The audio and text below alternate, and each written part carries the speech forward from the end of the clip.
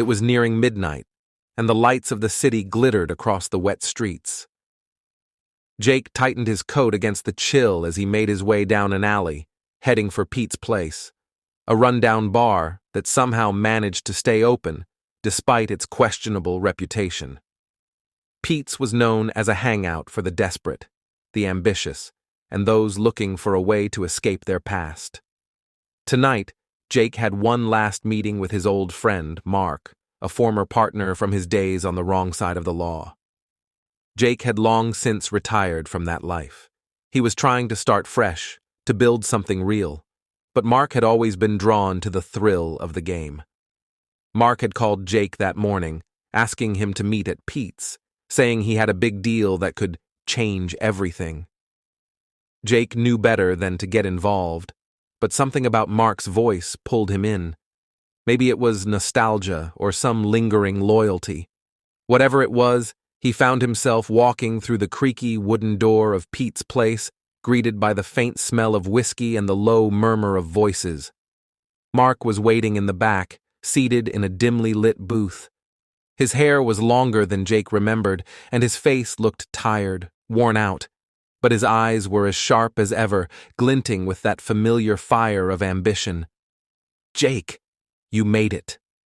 Mark greeted him with a grin, standing to shake his hand.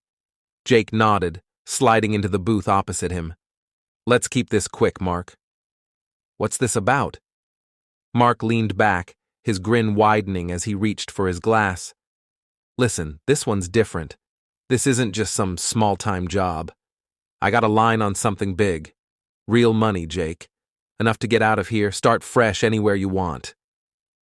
Jake sighed, running a hand over his face. "Mark, we're not kids anymore.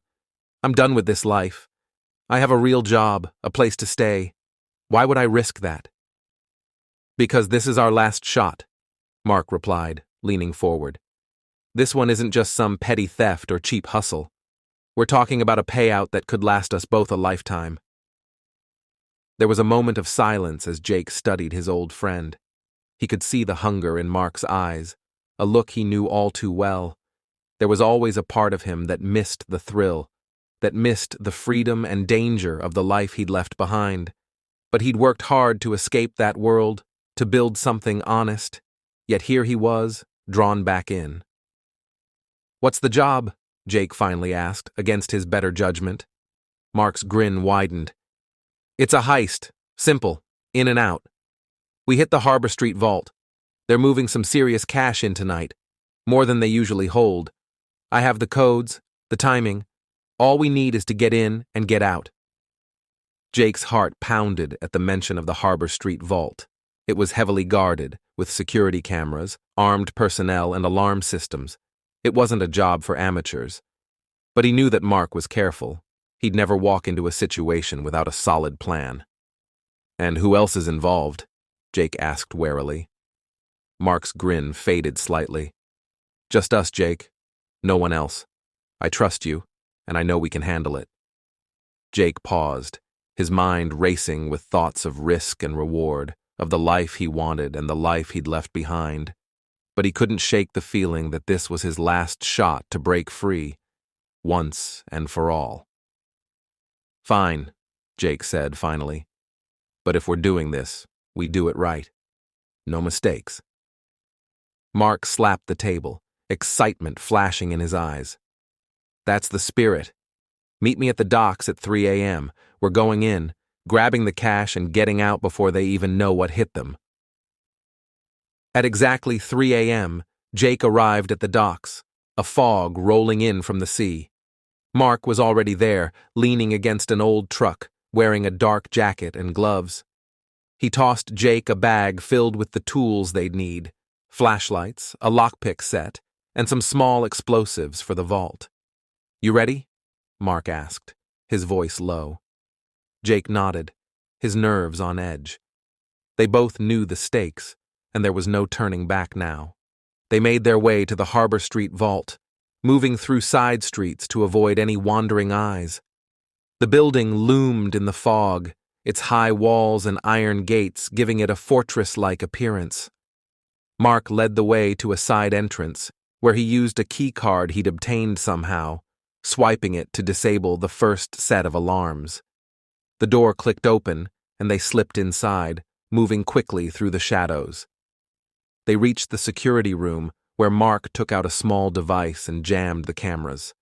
They had about 5 minutes to get to the vault, grab the cash, and get out before anyone noticed.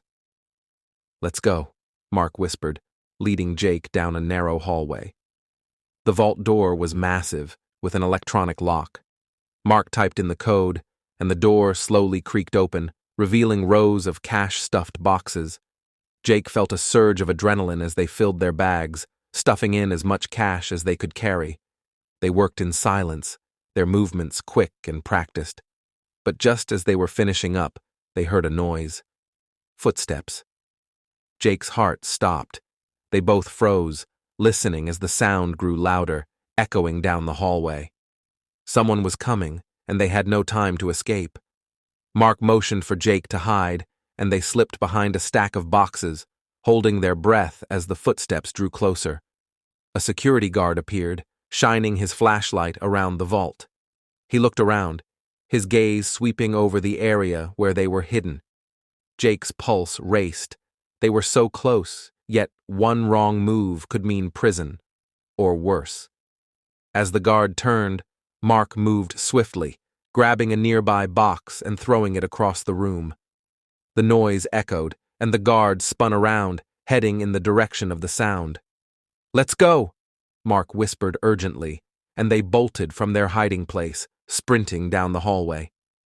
The guard shouted, his voice echoing as he called for backup. Alarms blared, and they could hear the sound of more guards approaching. They ran through the building, their bags heavy with cash, adrenaline driving them forward. They burst through the side entrance, sprinting toward the docks as sirens wailed in the distance. They reached the truck and threw the bags inside, jumping in as Mark started the engine and sped off into the night. For a moment, there was silence in the truck, the two of them breathing heavily, adrenaline still coursing through their veins. "We did it," Mark said, a grin spreading across his face. "We actually did it." Jake felt a strange mixture of relief and disbelief. They had pulled it off. But as they drove, a creeping sense of dread settled over him. This wasn't the life he wanted. The thrill, the danger, it was addictive, but he knew it would never end well. "What's wrong?" Mark asked, noticing Jake's expression. Jake shook his head, looking out the window at the dark streets passing by. "This isn't what I want, Mark. I can't keep doing this." Mark's grin faded. "Come on, Jake. We're set for life. We can go anywhere, start fresh. This is what we dreamed of, right?" Jake sighed, feeling the weight of his decision. "I'm done, Mark. This is it for me." They pulled over by an old bridge, where they had agreed to split the money and go their separate ways. They got out, each taking their share, the cash heavy in their hands. "You sure about this?" Mark asked, his voice softer now. Jake nodded, a sense of finality settling over him. "Yeah, this is goodbye, Mark. Take care of yourself." Mark watched as Jake walked away, disappearing into the night. For a moment, Mark felt a pang of loss, a sense of something slipping away. But he shook it off, turning back to the bag of cash at his feet. He had his dream, his freedom. Jake walked for miles, the city lights fading behind him. He didn't know what the future held, but he knew he was done with the life he'd left behind. The long road home. In the quiet of the evening, the small town of Monroe felt almost frozen in time. It was a place where everybody knew everyone, and rarely did anyone leave.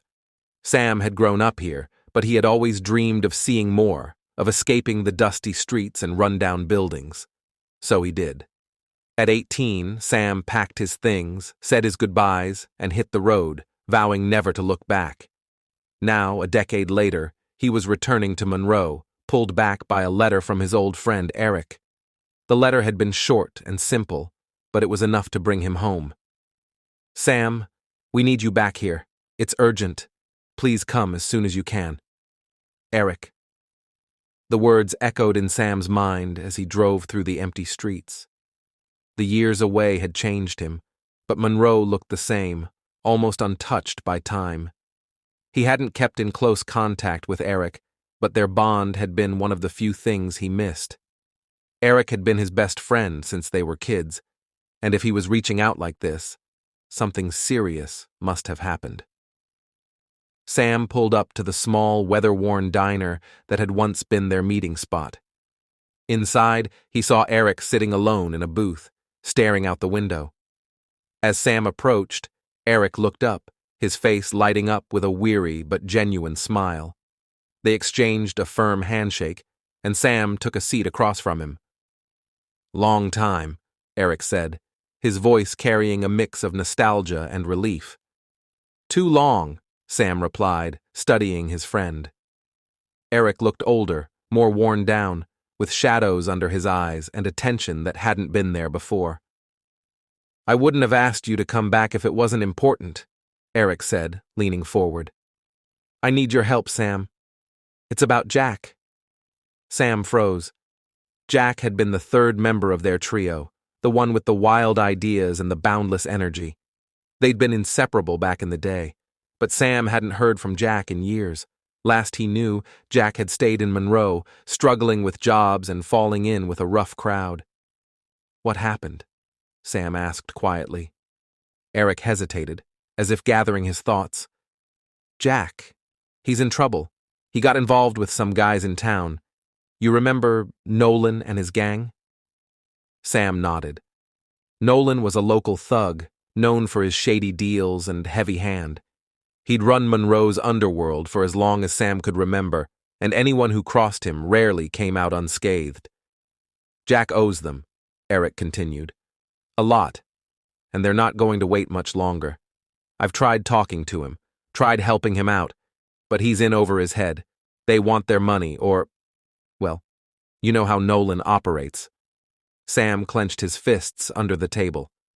It was infuriating to think of Jack, once so full of life, now stuck in this situation. But he also knew that Jack had always been drawn to trouble, as if he couldn't help himself. "Why didn't he reach out?" Sam asked. "Why not just tell me himself?" Eric sighed. "Jack's proud.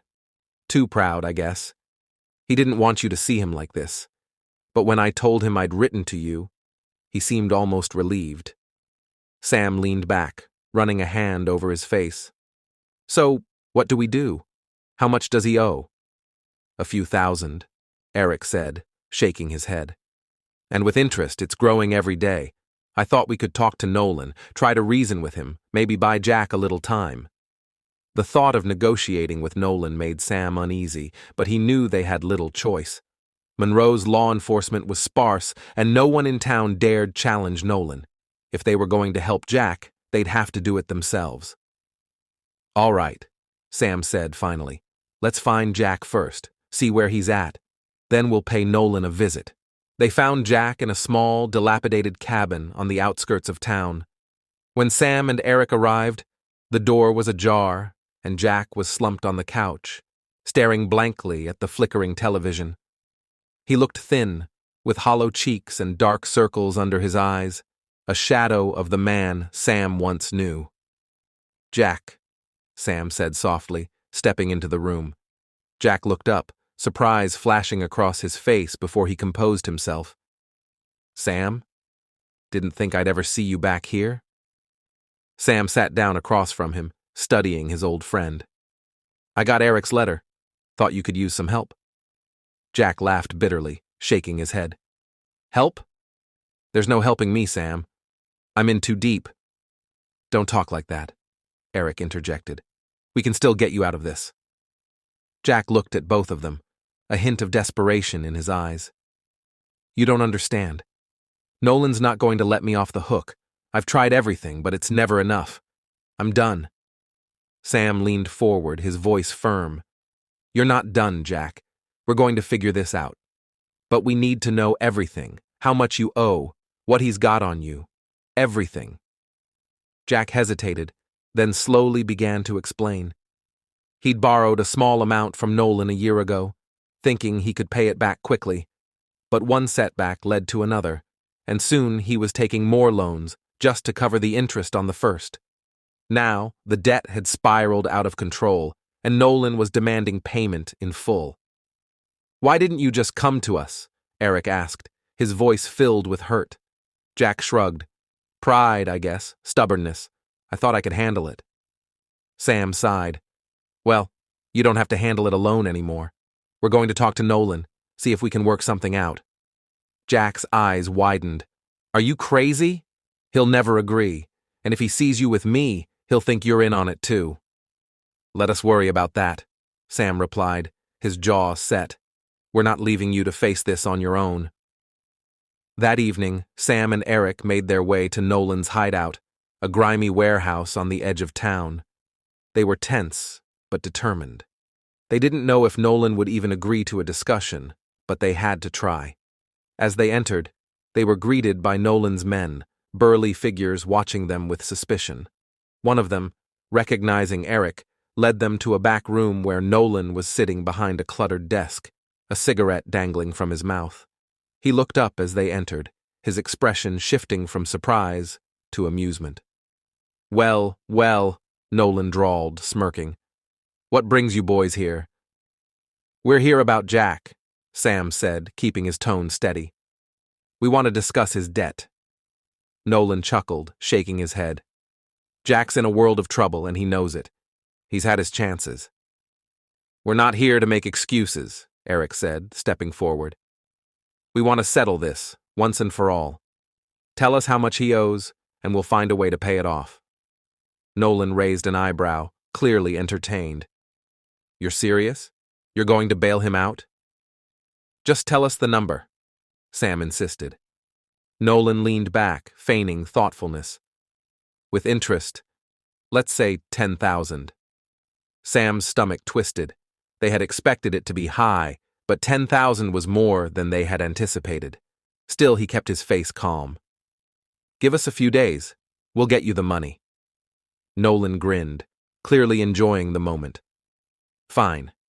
But if you're not back here by Friday with the cash, the deal's off. And Jack's going to be in a lot more trouble than he is now." Sam and Eric nodded, backing out of the room.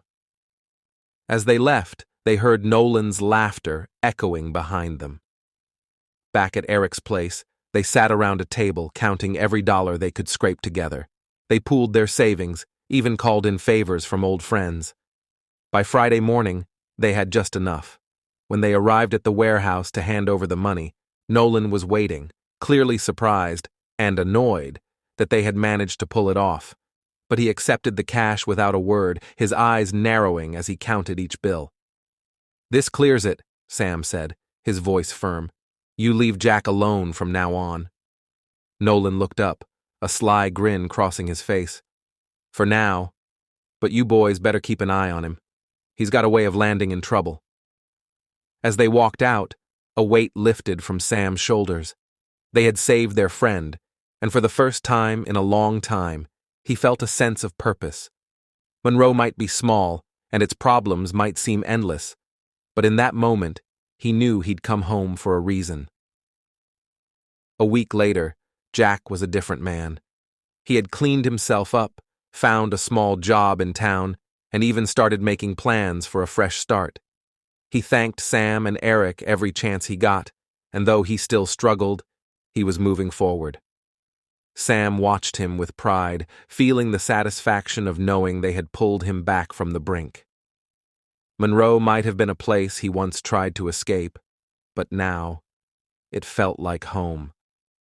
And as Sam sat on his front porch, watching the sun dip below the horizon, he knew that whatever happened, he'd be there for the people who mattered most.